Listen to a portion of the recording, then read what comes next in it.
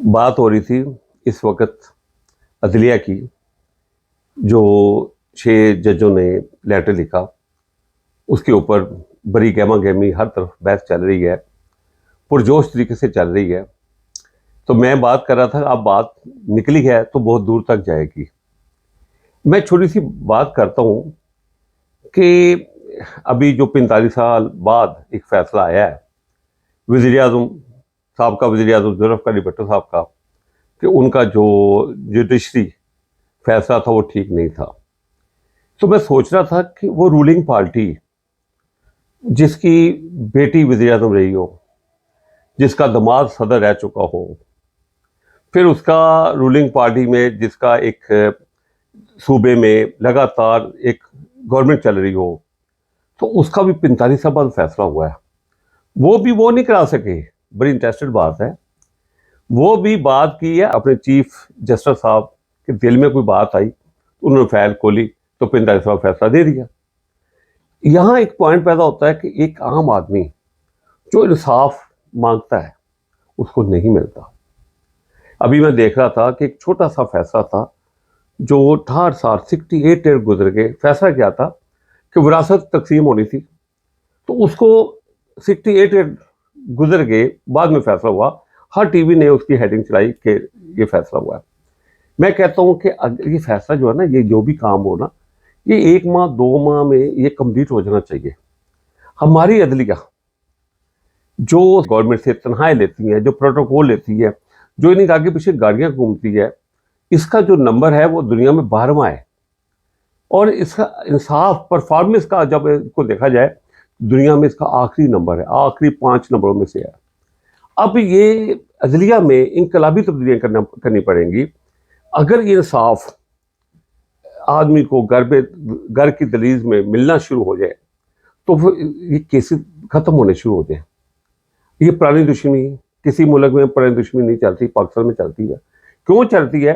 कि उनको इंसाफ नहीं मिलता। जब किसी को इंसाफ नहीं मिलता तो अब कानून वो हाथ में लेता है। इसी तरह मेरी एक दोस्त से, मेरे जज साहब, मेरी उनसे बात हुई कि आप इस तरह क्यों कर रहे हैं।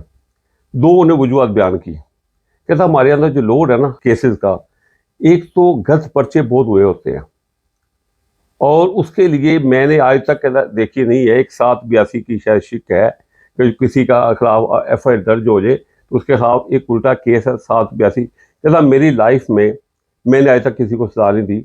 जब वो केस हम गलत फैसला हो जाता है तो वो शुक्र अदा करके खुश से घर चला जाता है कि मेरी जान छुटी।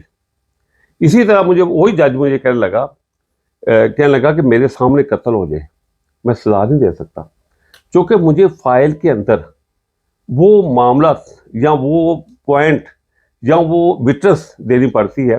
तो मैं जब तक नहीं होगी तो मैं फैसला नहीं दे सकता। ये कौन सा कानून है? ये कौन सा निज़ाम है कि जज खुद कहता है कि मेरे सामने कत्ल हो जाए तो मैं मुल्ज़िम को सजा नहीं दे सकता? क्यों? कि मैं इस कानून को ही फाइल को पढ़ना पड़ता है। ये कौन सी फाइल है? इसी तरह मैंने देखा है कि जो बंदा कत्ल करके भी 6 माह में, साल में बरी होकर घर चला जाता है और जाके उन्हीं लोगों का मुंह चलाता है कि जिनका घर का कोई फर्द कत्ल हुआ हो। तो यहाँ एक जो अंधेर नगरी है ना, इसको ख़त्म करना पड़ेगा। अब बात शुरू हुई है ना, तो चाहिए हमें गवर्नमेंट को इसको जड़ से पकड़े और मैक्सिमम मैक्सिमम 6 माह में फैसला होना चाहिए। आप जजेस ओले हैं, फीसें बढ़ा दें, क्लास में इजाफा कर दें। वो एक आदमी इंसाफ लेने आता ना, आपसे क्या मांगता? आपसे कहता ना मुझे इंसाफ चाहिए। उनका घर का फर्द कत्ल किया हुआ होता है। मैंने डाकुओं के साथ सुलह होती देखी है। मैंने मदई पार्टी खुद खुद मुल्ज़िम से कहती आओ सुलह कर लो, हम आपको और ज़्यादा हम नहीं आ सकते, हम दांतों के चक्कर नहीं लगा सकते, तुम अपने घर खुश, मैं अपने घर खुश। ये निज़ाम में मुल्क कैसे तरक्की करेगा, मुल्क कैसे आगे निकलेगा जब हमारी बेस ही करता है। वो मुझे एक वाक़या याद आ रहा है बरतानिया का। प्राइम मिनिस्टर असम्बली में जंग लगी हुई है, तो असम्बली में सवाल करता है अपने जो उनके असम्बली थी, जो उनके लीडर थे, कि मुझे एक बात का बताएं कि क्या मुल्क में इंसाफ हो रहा है, अदालतें अपना काम कर रही हैं?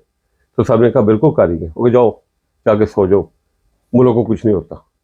ये कॉन्फिडेंस का लेवल, हम मुसलमान हैं और हम कहाँ खड़े हैं। हमें इसके ऊपर इसको देखना पड़ेगा। मुल्क के तमाम मसाइल की जड़ अदलिया है। क्यों?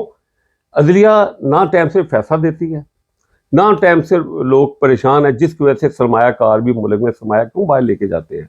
वो कहते हैं यहाँ सुकून नहीं है, यहाँ इंसाफ नहीं है, हमारे बच्चे महफूज नहीं है।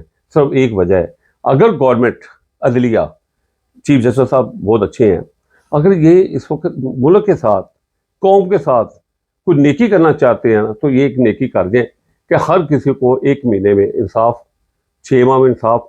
जो बंदा किसी के खिलाफ गलत FIR दर्ज कराए उसको इबरत का निशान बना दिया जाए, और ये पुरानी दुश्मनी भी खत्म हो जाएंगी, तमाम मामला खत्म हो जाएंगे, मुल्क पुरसकून हो जाएगा।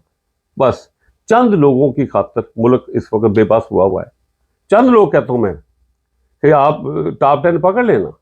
मुल्क में चाहती है कि सुकून हो, मुल्क में चाहती है कि मुल्क में लोग परेशान ना हो, पुरसकून जिंदगी गुजारे, तो अब टॉप 10 पकड़े ना, लाहौर के पकड़े, कराची के ले, सब ले। 100 FIR दर्ज करा के बंदा बाहर घूम रहा है। बाहर की दुनिया में ऐसा नहीं होता। जिसके खिलाफ कुछ तीसरी FIR दर्ज हो जाए तो कमिश्नर इलाके का उसको अपने बुलाता, उसको इंटरव्यू करता है कि तुम इस दुनिया में, इस शहर के रहने वाले काबिल हो, या तुम्हारा आइंदा फ्यूचर जेल में लिख दिया जाए। ये होता है इंसाफ। बहुत शुक्रिया आपका।